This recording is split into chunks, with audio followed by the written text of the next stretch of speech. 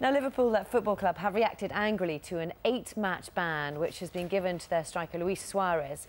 The Football Association have banned the footballer for racially abusing the Manchester United defender Patrice Evra. He has 14 days to appeal against the decision. Yes, on hearing the news, Luis Suarez tweeted it was a very difficult and painful day for him. Let's speak to Davies, who's a former executive director at the FA. David, what do you make of the ban and what's been said thus far? My instinct is, having not sat in on the hearings in the way that I did a generation ago, is that this has perhaps been one of perhaps the most difficult disciplinary case that the FA has had to deal with in modern times. Why do you think that? If only because of the language and the cultural issues around it. Because, of course, you have, put it very simply, a Uruguayan, a Frenchman in England.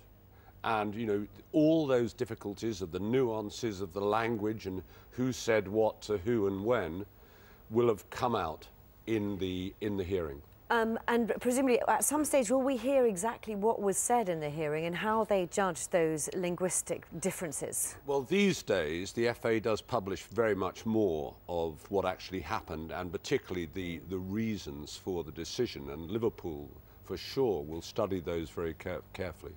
But presumably they take into account, I mean, the whole thing, it's language, it's motivation, it was the atmosphere on the pitch. And what kind of things do they have to take into account? They have to believe that the case was overwhelmingly proven, that this was not just misconduct, but misconduct with a racial overtone. And that they appear to have been convinced. I mean, I fully understand, you know, the strength of feeling there is. I mean, the reality is, people always say, oh, they're biased in this direction, or biased in the other direction, or there was an agenda.